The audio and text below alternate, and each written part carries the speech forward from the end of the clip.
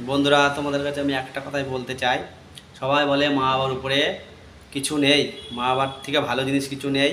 কথাটা আমিও মানি, কিন্তু একটা ছেলের জীবনে তার বউ কি কিছু না? একটা পরের ঘরের মেয়ে তার নিজের মা বাবাকে, নিজের সংসার, নিজের ঘরবাড়ি ছেড়ে বিয়ের পরে তার স্বামীর ঘরে আসে, এসে সবাইকে আপন করে নিতে পারে। আর কিছু কিছু শ্বশুর শাশুড়ি আছে, মেয়েটার কিছুদিন পরে মেয়েটার পর ঝগড়াঝাটি করে, তার মেয়েটার সঙ্গে টর্চার করে। তাতেও যদি তার মন না ভরে, তার ছেলেকে কান ভাঙিয়ে দিয়ে মার খাওয়ায়। তাই বন্ধুরা বলছি, তখন মেয়েটার মনের অবস্থা কী হতে পারে, আর মেয়েটার মা বাবার মনের অবস্থাটা কী হতে পারে।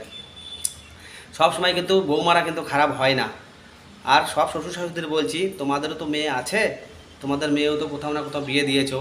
তার শ্বশুর বাড়ি থেকে যদি এরকম মারধর করে, টর্চার করে, তখন তোমাদের মনটা কোথায় যাবে ভেঙে। তাই বলছি, সবসময় বৌমাদের বৌমা না ভেবে মেয়ে ভাবো, তাহলে সংসারে কোনো ঝগড়া অশান্তি হবে না। আর একটা ছেলের জীবনে তার মা বাবাকেও দরকার, বউ বাচ্চাকেও দরকার।